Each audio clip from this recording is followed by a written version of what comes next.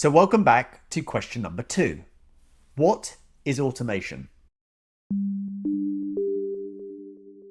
Everyone's heard about AI. You might have heard of automation, but what actually is it? So I described AI as a brain in a jar, and I describe automation as the hands that make things happen. Okay?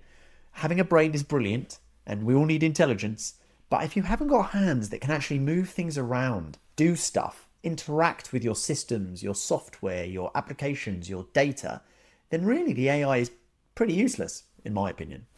So the hands are the interaction. It's how you move things around. I always say to people, look in an office.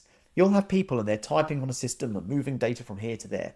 That's the hands that are doing that. The eyes and the ears and the brain is doing stuff. But without the ability to move information around, move data from one system to another, then it really is stifled by what the intelligence can do. The simplest way to think about this is a factory line. So we're all used to seeing people work, or what used to be people working on a long factory line.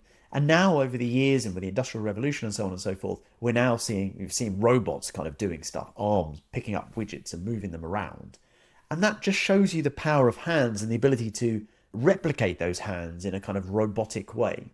So that is what automation is. Automation is the ability to move things around a system, move your invoices into your finance system, move your purchase orders into your ERP system, move your sales leads into your CRM, to contact customers, contact suppliers, move data around the system so that everyone knows what it is. So that is what automation is. So AI is the brain, the hands are the automation.